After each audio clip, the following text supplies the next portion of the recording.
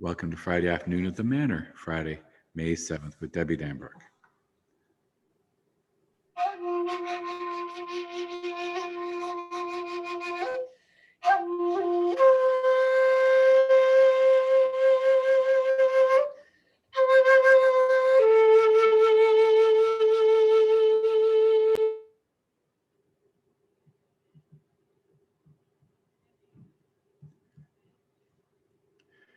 Excuse me, Debbie, I muted you by accident. Sorry, can you unmute yourself?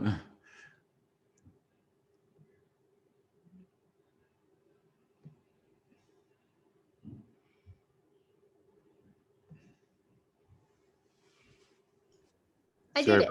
Sorry about that. Okay. Yeah. I got it. Okay, thank you.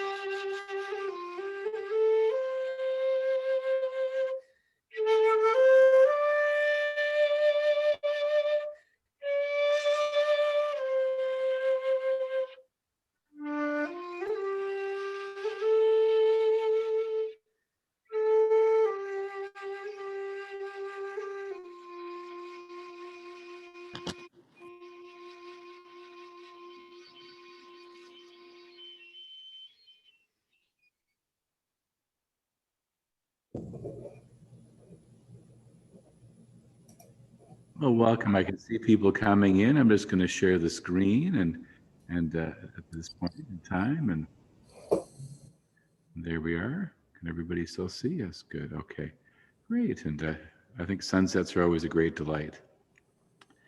And what one of this is actually sea glass, which can be quite beautiful. There's always light, only if we are brave enough to see it. If only we're brave enough to see it. And from Hildegard of Bingen, she is so bright and glorious that you can look at her face and her garments for the splendor which she shows, shines. This is actually an image from Newgrange, which is in Ireland. It goes back to 6,000 BC and showing light in the passageway. And so I thought we'd begin with a piece by, well, first, what is Beltane? Beltane is that sort of sense of midway point between equinox and solstice, the time of in between where the light's growing. I'm just going to stop sharing for a moment, and as we look at, first of all, what's Beltane, and bear with me. Here we go. Okay. Share the screen again.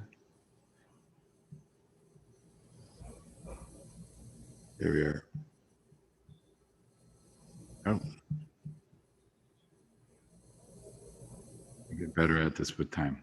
There we are. Sharing sound too. Okay. Good. Okay, everyone. And I'm going to answer the question, what is Beltane? Beltane, the 1st of May, marks one of the most important dates of the Celtic year. It's the transition from winter half into summer half. The name Beltane consists of 2 parts. Bel, meaning shining or bright, and tene, meaning fire. The other important Celtic festival, when summer turns into winter again, is of course Samhain, in modern times referred to as Halloween or All Hallows Eve. Here we are. So that's it. I think one festival at a time is more than enough. And so then back to our wonderful PowerPoint. And here we go. We're going to hear also from John Philip Newell, who brings us a great sense of, he's a wonderful leader in the Iona community who speaks often on presence and gift. And I'm just going to close this. Bear with me. There we are. And here we are. Oh. 1 second.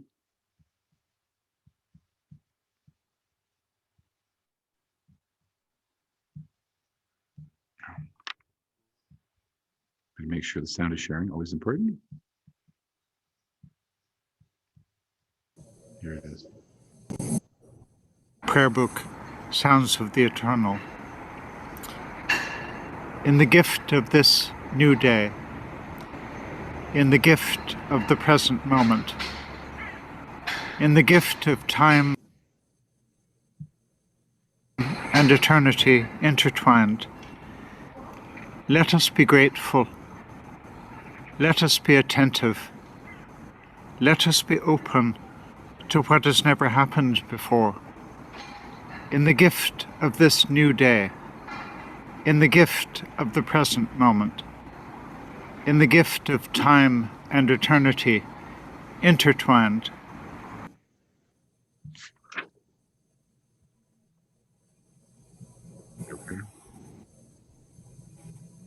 Okay. Bear with me.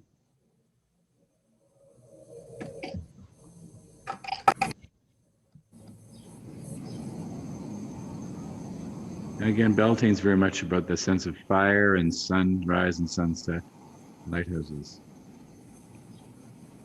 And now we have, I'm going to stop sharing for a second, our introduction by Susan Johnson, this is actually, I showed you this because it's very much, in Denmark, it's mandated that 5% of all your land will be planted with pollinators, and these wildflowers are pollinators. Isn't that a great idea? Over to you, Susan Johnson. Thank you. Thank you, everyone, for coming. Today, we welcome back Debbie Danbrook, who has been a friend of Manor Road for some time and a neighbor of mine as well. She'll share what is Beltane, elaborate on that, and then walking the labyrinth with her Japanese flute. So, Debbie. Oh, actually, John, Joseph, and I have something together honoring the 4 directions. Are we going to do that now? Yes, John? we're going to do that now. Yes, Okay, excellent. Good. Thank you. Thank you, Sue. Okay.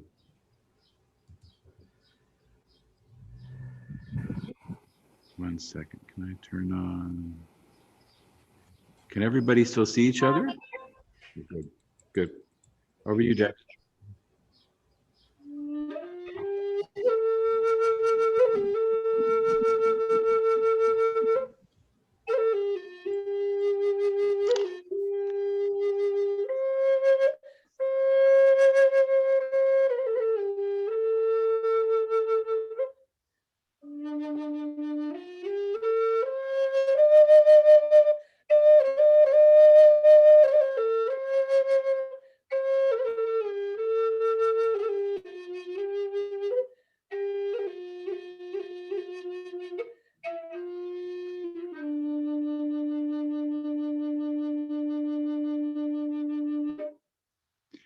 Let us honor the south, land of sun and light.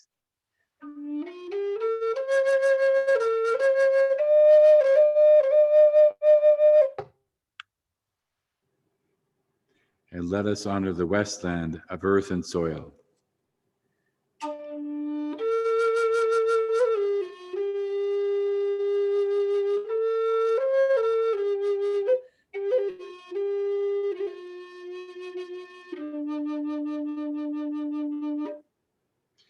And let us honor the north, the land of frozen water.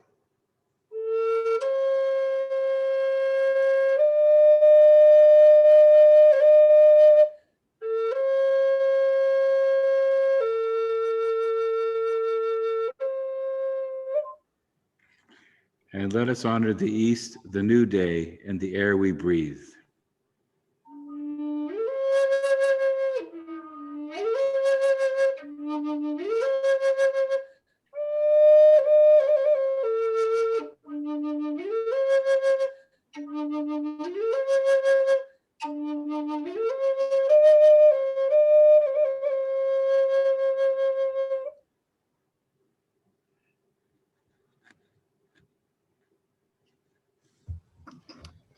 Now we think of Beltane, the midway point between equinox and solstice.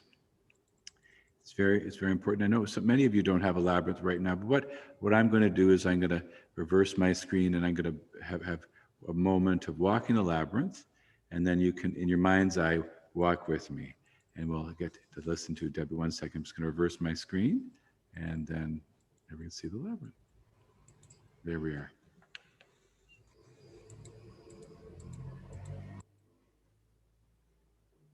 And John Joseph, just while you're walking over to the labyrinth, I just want to show people the flute that I'm playing, this Native American flute. And oh, can you hear me, John Joseph? I'm just going to highlight you so people can see you better. Good. Okay, thank you. There you go. Good. Okay. Thank you. I just want to share the flute that I'm playing. It's a Native American flute. And if you look closely, here is the animal totem, and it's cicada. And I'm not sure if you've heard, but there are a huge number of cicada that are coming out after having been in self-isolation for 17 years. And so I specifically brought this flute today to also welcome the incredible gift of all these cicadas coming. So there you go. That's the flute that I'll be playing while John Joseph walks the labyrinth. Okay. Okay, thank you, John Joseph. Thank you.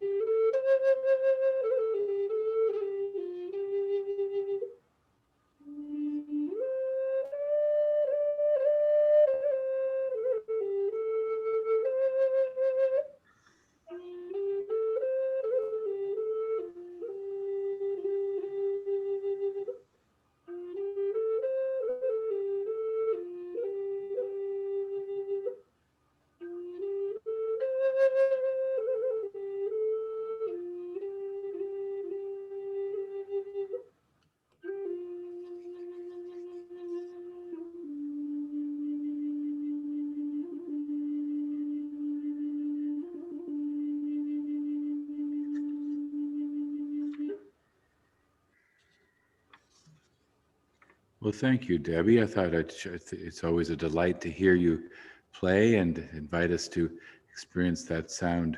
And we'll walk in labyrinth with our footsteps, or walking the labyrinth in our spirit. And just for those of you who are new to the labyrinth, what you see before you is a smaller version of the labyrinth that was created in the Middle Ages in Chartres Cathedral, which is actually west of Paris, sorry. And if you'll notice, you'll see the sense of, as I was walking, you move from the center to the outer edge, and the outer edge to the center. The idea is that as you are walking, you bring what is inside to the outside, and what is outside is inside, which is very much in the spirit of what mindfulness takes you. And you'll also notice in the center, there's 6 days of creation, the seventh being the day of rest. And you'll also notice what looks like spokes of a wheel, which are called lunations. There's actually 28 in each quarter. Now, labyrinths that were created in the Middle Ages in many cathedrals as a way to recreate the pilgrimage to Israel. Unfortunately, what was happening prior to that, pilgrims were being, how would you put it, killed, or sometimes very much injured on the way, so they recreated new pathways. Now, the labyrinth itself, it goes back thousands of years, and they can be found in every continent, so no one culture owns the labyrinth. Essentially, it's more indigenous than Western European. And so it's a great gift, and people are rediscovering this every day in every way. Debbie Danbrook and I go back well over a decade or two, maybe even, and certainly we have walked the labyrinth in parallel places and come back together, just like the labyrinth, but inside and outside and back again, which I think is a great gift. And here we are at Manor Road United Church. Now, part of today, because people are going through a lot in this time of pandemic, let me just share the screen again and go back to our wonderful PowerPoint. And if we go back into where we are, we see that, so if we think of elements of the circle of healing, we bring our heavy thoughts. So in your mind's eye, think of what heavy thoughts you might have today. And what I'm going to invite you to do is, again, we talk about the 4 elements, which we just touched on, but think of also, visualize a stone they hold to feel the firmness as you name your heavy thoughts. And then trace your finger on a labyrinth, or perhaps on your hand. And again, as you feel the sense of Debbie's wonderful music playing, listen to the music and begin to let go of the heavy thoughts. I'm just going to walking the earth. I'm going to stop sharing for a moment so we can see Debbie, and then what I'll do is I'll start with you, and then we'll turn my screen around one more time and feel a sense of your walking, and then I'll bring us back to the visual. But let us begin again. And Debbie's name isn't Angela Malon, not just her wonderful neighbor who's being a special friend. Okay. Our bubble. We're in our family bubble. You're in a good bubble. Okay, we'll do that. Okay. Oh, So, and I just wanted to show you this one. It's called a cantalé with a K, K-A-N-T-L-A, and it was made by one of my students who's an instrument maker. And it's, again, a very ancient instrument. And it's made of brown wood. We figured that out before. we're not sure what tree, but it's made from brown wood that grows on the planet Earth somewhere. Okay.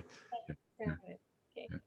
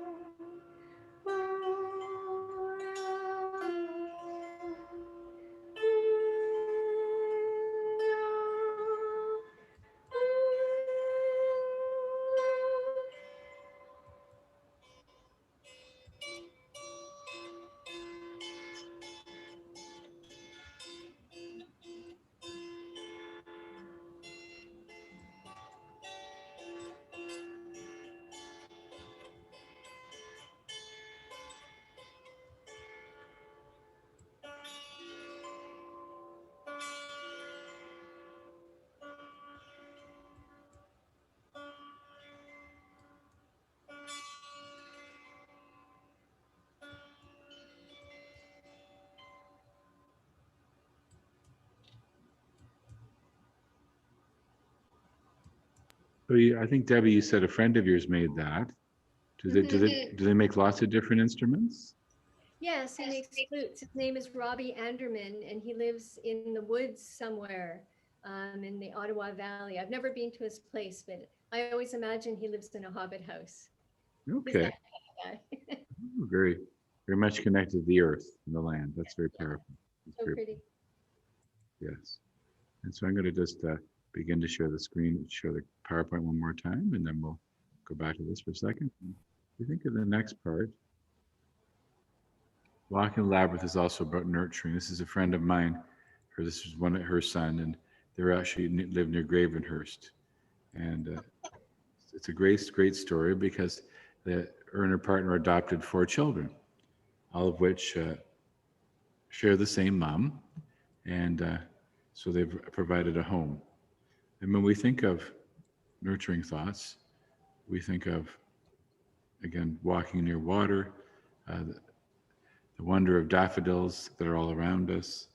Let us turn to nurturing thoughts that we hope to plant today, and let us visualize perhaps a glass of water that is empty. And as we listen to the music, we're invited to, in our mind's eye, or perhaps physically, put water into the bowl and name quietly the nurturing thoughts of this week and this time. I'm just going to stop sharing for a second and invite Debbie back with it. And this is another version of it. This is another flute. Oh, no, this is I was going to say my real flute. This is my shakuhachi that I started with. Okay. So my Japanese flute. So there's the bottom. You can see Great. where the roots came out. Good. Okay.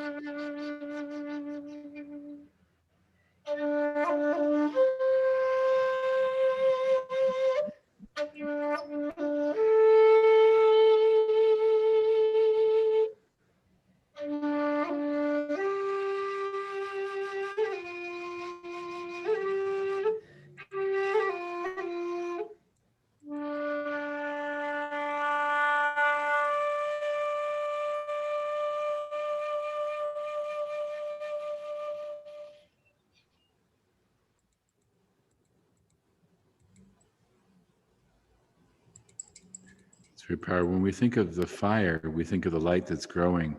And I find it quite wonderful that the sun's actually rising about 6 o'clock in the morning, and then setting at maybe after, it's about 8 or 9, I guess, or 8 o'clock, 8:23. And if you get up actually before the sunrise, you can hear the sound of birds.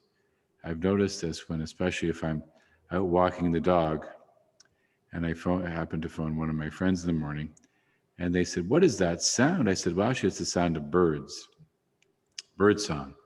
And bird song is a gift. It transcends notes and staff, but I would call it the song of the Creator, speaking to us and to each other of that sense of relationship with trees and insects and other creatures that we honor and respect. Let me just go back to sharing and back into this.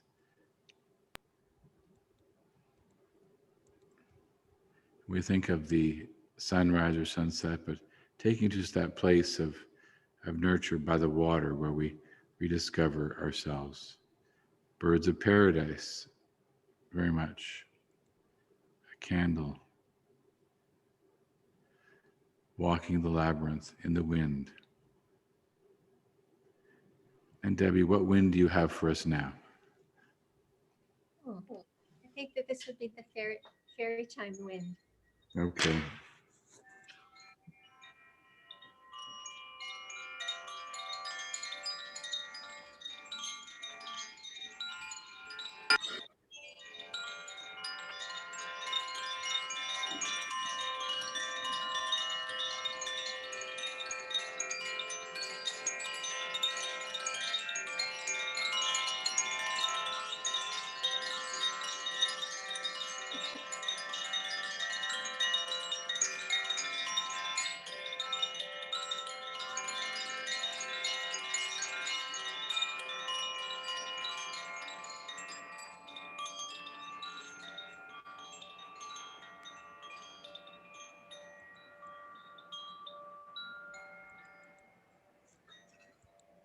So we've been able to name some nurturing thoughts. Now, Debbie, you have a piece for us that you want to, you pre-recorded called the Spring Tree Serenade. Can you tell us a bit about that? This is, I've always had a favorite tree growing up. And even when I've been places where there wasn't a tree, when I was living on a boat, I could always visualize one of my favorite trees. So this is my favorite tree for now. And it's out the kitchen window. And every morning I do a tree meditation with this beautiful tree. And I feel our roots intertwingling and going all the way around the world to embrace every tree on the planet. And we bring up that energy. We take that energy up to the moon. And then we invite in our fairies and pixies to come and dance with us. So this is my tree at this time, and I'm so grateful for this tree, and also grateful for my friend Angela. We're at her place, and Angela took this little video because she's in our bubble, and so we can like have tea and have fun time. So this is a spring tree serenade that I'm sending out to this tree, this maple tree. But I'm also asking you to send love to this maple tree. Send love to any tree that comes up from your childhood or a tree in your life now, and also sending love to all the trees of the whole planet, Mother Earth. Just think of all those trees, and then we're all intertwined, interconnected. Okay, I'm just going to call up the tree. 1 second, and there we go. Oh, here we are. And I'll get better at this by time. Okay, we are calling sharing. Oh.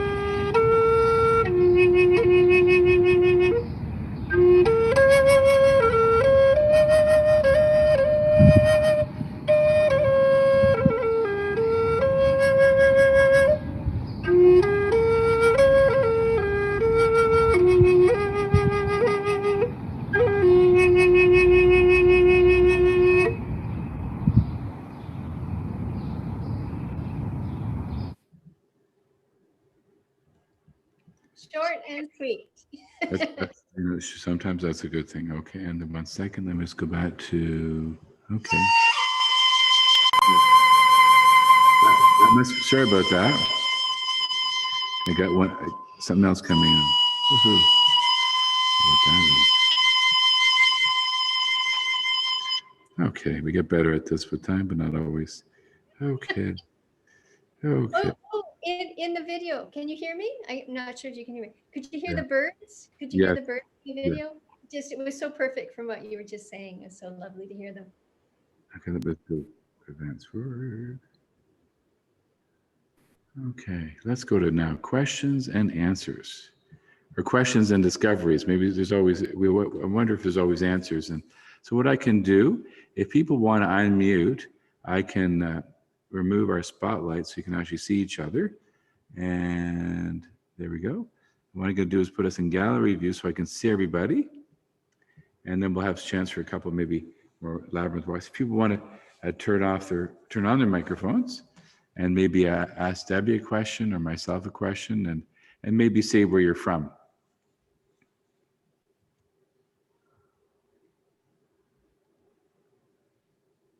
They're shy.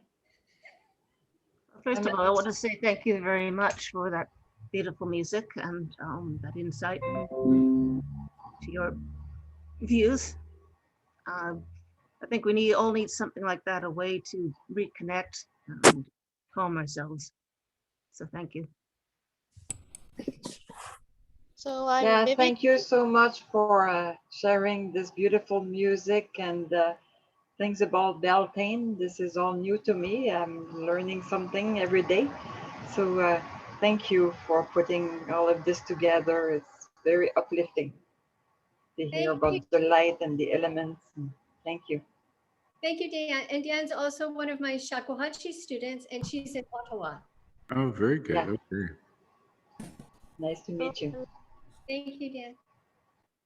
So I'm Vivian from Toronto, and thank you very much, John Joseph and Debbie, for the beautiful music and a lot of different and very interesting instruments.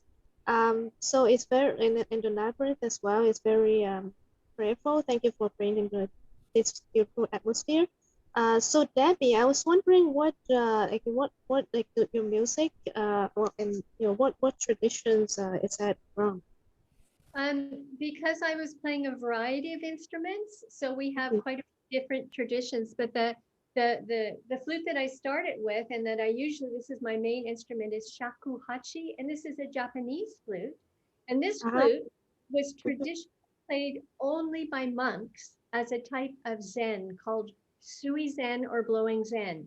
And so instead of sitting in quiet meditation and following the breath, you play into this flute. So anyway, I lived in Japan and I became the first woman to have mastered this flute. So that was the flute I was often playing, but I also played a Native American flute that gives you a woody, very earthy sound. And the fairy chimes are, I just love those little fairy chimes. So that's beautiful. Thank you so much. And thank you for your question. Yeah, I remember, was that you when we were at I guess a few years ago when we were at the Multi-Faith Center, and you're playing the flute and leading us into a Zen meditation walk? Yes, the walking meditation. Yeah, it's a beautiful space. That's beautiful. Yeah, thank you. Yeah, thank you. Thanks so much. You're welcome. So I'm here in New York City. And the last time I heard Debbie do this, I was in Toronto at the Parliament of the World's Religions, where many, many people from all over the world were walking the labyrinth to this. Yeah, thank you. Oh, Marilyn, so lovely to have you here. Thank you so much for joining us. And thank you for the memory of the Parliament. And John Joseph, again, thanks for all your help with setting up that Labyrinth event there. That was an incredible time. I'm not sure, is Joe with us today, Joe Stevenson? I don't know if I saw it, but anyway. I saw Joanne there. Yeah. Hi, Joe. Hi. I don't see you. I'm sending fairy hugs. I unmute. I did. Okay. Hi. Hi. Yay! There you are. The native one. I've never heard it before, and it was very special to hear it today. Oh, thank you. It's a very unique flute, and it was given to me by one of my students. And that little video that you heard with me playing under the maple tree, it's the first time I've actually ever recorded it. It's the first time I've heard it. And the sound is so unique and amazing. But yeah, it's just, and next time I see you in person, any of you, I will show you. The artwork on this flute is unbelievable. And also number 33 is my spiritual number. And this flute is from each flute is numbered, and this is number 33 flute. So this flute was so made for me. I'm just so grateful to have it in my life. The fairy chimes. Yes. Oh, where can you pick up a set of fairy chimes? They're very beautiful sounding. Thank you. I actually bought some extra ones when I was at my favorite store in Ottawa. So if you're interested, get in touch with me, and I can sell you some. Or where are you? In Toronto. Oh yeah. So get in touch, and I can pass you on the information, or I can get some to you. But they're magical to me. They sound like fairy chimes, but they also sound like a little bit like those music boxes. You know those music boxes? And Yes. right, I don't know if you can see, but there's a crystal. There's a crystal, and I see something shining. yeah, so like little miniature fairy. But I always think that the little fairies are in there hitting those little chimes. Yeah, it sounds so easy to hear, and it's so clear. It's wonderful. So do you want to, or maybe John Joseph want to put your contact information in the chat so we can connect with you that way? Sure, John Joseph, can you do that, please? Okay, I think you mean Debbie's email, right? Yeah, Debbie Danbrook at Good. gmail.com. Good. Let me do that 1 second. And John Joseph. Thank you, Joseph. You have to say it with a lilt. Debbie Danbrook. Debbie Danbrook. Debbie Danbrook. Bear with me. Bear with me, Debbie Danbrook. Okay. Debbie Danbrook playing Dancing with the Fairies here in Very Narnia. cool. All right, cool. We're going to be doing the labyrinth again 1 second. And let's put in the chat. And there we are. Debbie Danbrook. Debbie. And just to go, as I'm typing this for Debbie's email, it was Marilyn who was talking about the Beltane. So think of the whole year. Essentially, if you break it down to light grows, light diminishes. Light grows, light diminishes. And if you take the two extremes, winter solstice in the northern hemisphere, shortest day. Summer solstice, longest day. It's all about light. And if you take then you take the equinox, equal night, equal day. Then if you look at Beltane, and then the midway point between equinox and solstice, also at the other end, Candlemas, February, the halfway point between this winter solstice and equinox. The other end, you also have Lunacy, which is the halfway point between solstice, summer solstice, and equinox. And then also there's Samhain, which is as you know, Halloween, the Celtic New Year. But it's very much about the rhythms of nature. And quite often, and when we talk about the heavy thoughts and the nurturing thoughts, it's not new ideas. When we become reconnected to the rhythms of nature, we become reconnected to the rhythm of our body, our mind, and our spirit. What in many ways a lot of religion has done, they've layered it on top of these different high points and low points and created festivals along the way, which is quite remarkable too. But I think that's I think it's wonderful. And maybe what we want to do too is I'll turn my camera around so we can see the labyrinth again. And certainly we'll have more questions. But Debbie, if you would do us the honor of playing again? I'd love to. Let me just switch the labyrinth around. There we go. And then we go. I'm going to highlight you. And then I'm going to highlight the labyrinth. Okay.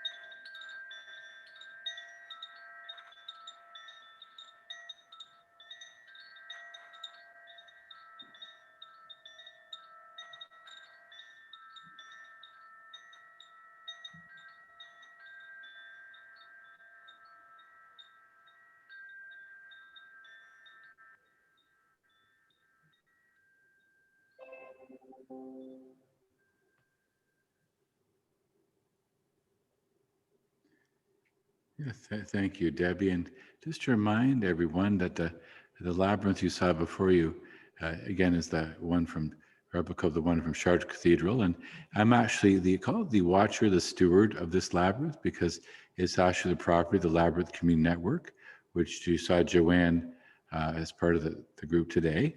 And it's an honor to do that. I mean, I've had an affinity for the labyrinth for a couple of decades now.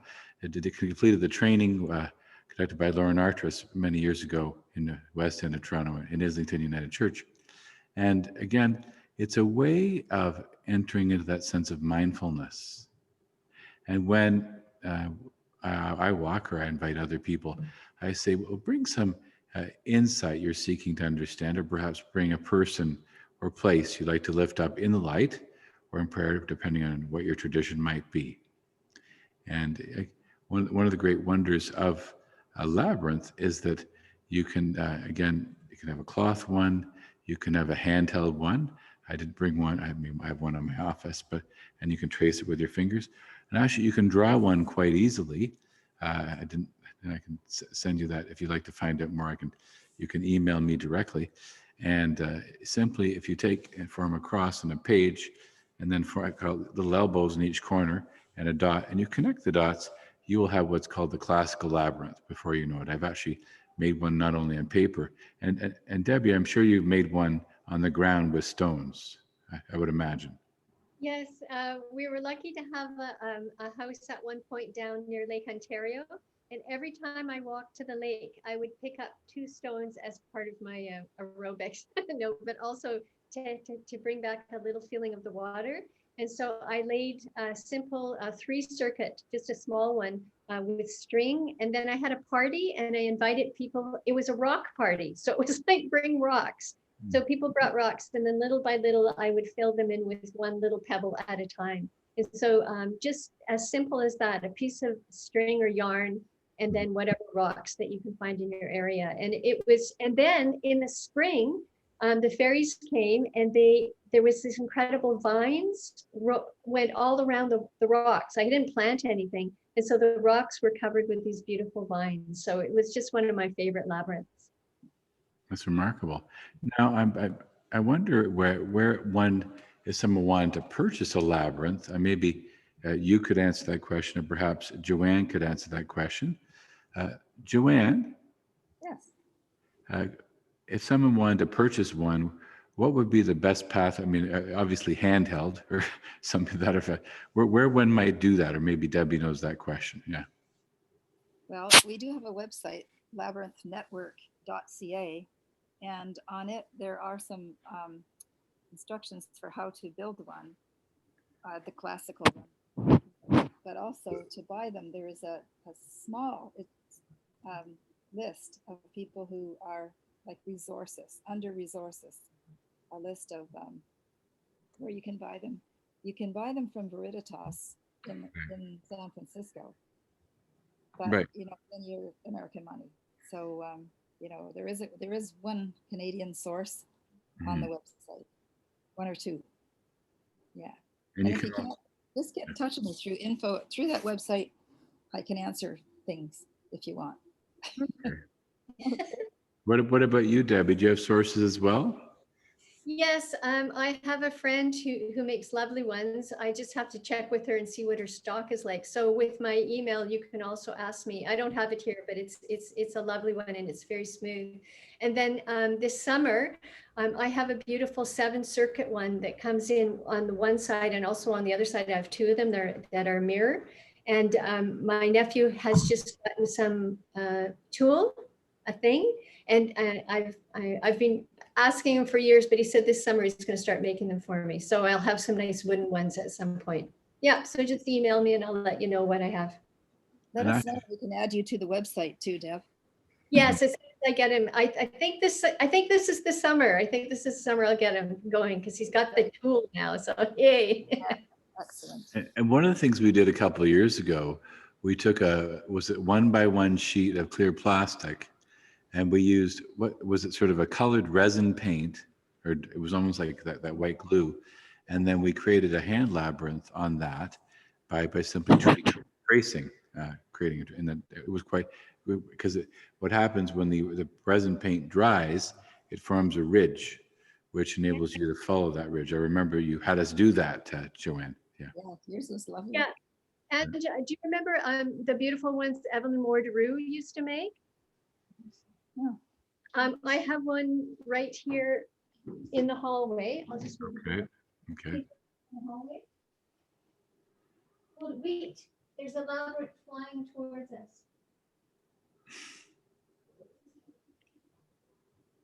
So thank you, Angela. So these ones, I have used these for workshops. Can you see? Right. Yes, yes. Yeah, so I think that's what you're talking about with the resin. And so these are lovely canvas ones. It's just you need one of those machines to do the stitching on the outside, but you can do them with all different colors. And so this one I've mounted just so I can hang it, but I have about 30 of them in a bag. And so when I do a labyrinth workshop, and the nice thing with the ridge is that, again, if it was in wood or ridge, is that you can close your eyes. You can just do it listening to the music or listening in silence and feel it. So something like this is lovely too. Can you hold that up again? Okay, so just to make my point about what the other one was, if you notice, there's a cross in the center, And then essentially you can make that quite easily. And you'll notice that if you then have an elbow in each corner and then a dot in each corner of the elbow and then connect them, you make that basically. Yeah.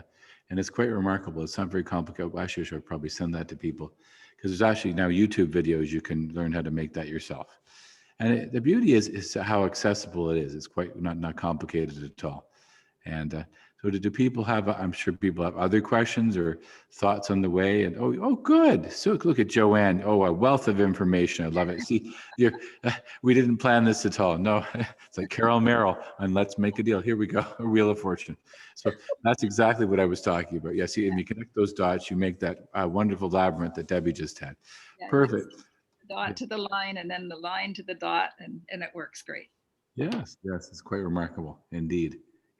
So do people have other questions perhaps of Debbie or Joanne or me, or thoughts or insights? Or remember, put your hand up so we can see if you have a question.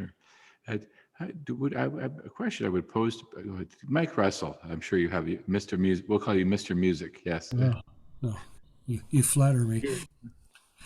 I'd just like to know, Debbie, if there's somewhere I could download some of your recordings. You have a website where music for sale, or? Yeah, the easiest thing is just to email me. Our store, they went bankrupt on our website. And so we just haven't gotten it together to put that together. But I'm also on Spotify, so you can hear me on Spotify. But if you want to buy some downloads, and we actually still have CDs, just email me and I can get that happening. Okay, thank you. Debbie is on Spotify, definitely. Yeah. And Debbie you have about 30 or 40 CDs, I think. No, I think it's closer to 1,000 now, John Joseph. Oh, okay. Well, I obviously missed the memo of the expansion. Okay. So I think we have 22. And we also sell them on USB sticks, because then I can put everything on a USB stick. But for people that know Eric Clapton, I just have a little aside. Eric Clapton's bass player is amazing, Nathan East. And I just got to play on a piece that's going to be released in Japan. And I played fairy chimes with one of the best bass players in the world. So that's quite. Oh, isn't that something? One other thing about Japan, it looks like we're going to have the Olympics. And I did play with CBC Olympics theme for Japan. So if the Olympics happen, which I think they're going to happen, listen for that Shakuhachi sound, that Japanese flute, and that's me playing on the CBC. So when you let me unpack this. It sounds quite wonderful. So you played your flute, your Shakuhachi flute, for the Japanese Olympic theme. Yeah, for the CBC theme. So it'll be on the main theme, but also the bumpers and stingers. So, sometimes they'll just have like a 5-second thing or a 10-second thing. So if there's any flute there, it's me. So that was kind of unexpected, because I played on it before the pandemic, and then all the paper, it's a huge amount of paperwork, so it all went through. So let's hope that we have good, safe Olympics. Let's hope that it all works, and let's hope we can hear my Shakuhachi. And I have a couple more images I wanted to share. Wait 1 second. Okay, because there we are. I think we got that back up. And images are very powerful. And these, if you like birds, and then for next time we have Michael Blair, we'll hear that. I just wanted to show this. That's a sculpture created by First Nations people. Isn't that powerful? Yes. The feathers are about, I think, 8 feet tall in a circle. And I thought, wow, I saw that online. I said, I have to share this with people. And yeah. Where is it located? You know what? I will find that out for people, because I should have. Good point. Good point, Debbie Van Beek. I mean, why didn't I know where it was located? Yeah. Oh, I see. Oh, and there's Joanne. Okay, Joanne's saying she's having a bit of tech problems. Okay. Let me 1 second. And she says, see her. She says we're having. Oh, she's freezing a lot, and the sound is cutting out too. Okay, that means her bandwidth is low. We all learn these the hard way. But yeah, we're going to record this stuff. We are recording this. And so do we have any more questions of Debbie? When's your next, I'll use the expression gig, so to speak. I mean, if we have that. Okay.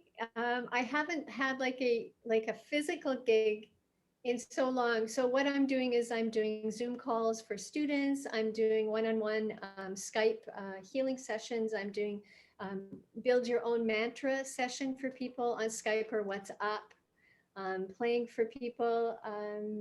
Yeah, it's pretty vague. I've never been this kind of like quiet, but it's good because working on an app and working on different projects. But sorry, no upcoming gigs that I can think of at the moment. Now, Joanne, are we allowed to actually physically walk the labyrinth on the west side of the Eaton Center? Is that a verboten thing right now? You can do it, but just as long as you're physically distant and wear a mask. Yeah, okay. So okay. And we're actually trying to unearth the one that's on the island as we speak. Yeah, that seems to be resurrecting itself, raising itself up for springtime. And Diane Diane, you wanted to weigh in about that? Where did Diane go? She was just there a second ago. She had her hand up. Oh, did Diane disappear? I think she did. Okay, hopefully she comes back in. Say goodbye. I think Deanne had to go. I think she just said thank you and goodbye. Oh, okay. Read a little thing there. She had to go. Okay. So Joanne's saying right now there's no image on her end, but we can see her and hear her. Okay. Well, that's very good. Well, we'll find it. So, and then that's Debbie. What's your last name? And Joe, who was working on it on Labyrinth. What's Debbie's last name again, Joanne? Oh, it's her. She goes. Sven. Svenen. Yeah, something. Okay. She just says SV, so the whole name is Svenenden, I think. Right. Okay. Okay. So, anyway, she's been gathering. She lives on the island, so she's been gathering some interest, trying to get. And I think the minister of the church over there is interested. Joe Radican. Yes. Oh, yeah. that's him. Okay. Yeah, and you know him, John Joseph. Yes, I know him through called the Circle of Circles, right? Yeah. Yeah. So anyway, it might happen because with you on board and your friend Joe and Debbie living over there, it has. I think it'd be quite wonderful because the beauty is we get to go on a pilgrimage without having to go 4 hours north. We take a ferry boat ride over, so to speak. It's yes. Wonderful, and I know Deb Danbrook loves to be over there, and she'll maybe play while we. The energy on the island is wonderful. As soon as it's ready, let me know. I'm so happy to come. And so many times I've opened labyrinths that have either, fallen dormant or for brand new ones. So I'll be happy to come. And I also have video of that incredible labyrinth from the past. Are we allowed to take the ferry boat over now, or is that? Yes. Oh, we are. Okay. Okay. I wasn't sure how that worked. Okay, good. I was there yesterday, and I was the only one. My husband and I were the only ones on the ferry. So few people were there. We were the only ones on. Well, that works. Okay, good. Okay. So thank you, everyone. And over to Susan, who's going to say thank you and tell us about what's next week. Well, thank you, everyone, for coming. Next week, we are excited to welcome Michael Blair, who is the new Secretary General of the United Church of Canada, who is hopefully going to help us lead us in new directions and help us get well and truly into the 21st century. So we hope to see you then. Well, thank you so much again for this week. Thank you, everyone. And thank you, Debbie. And thank you, John Joseph. Thank you, everyone. Thank you. Thank you, everyone. Debbie and Joanne, nice to see you.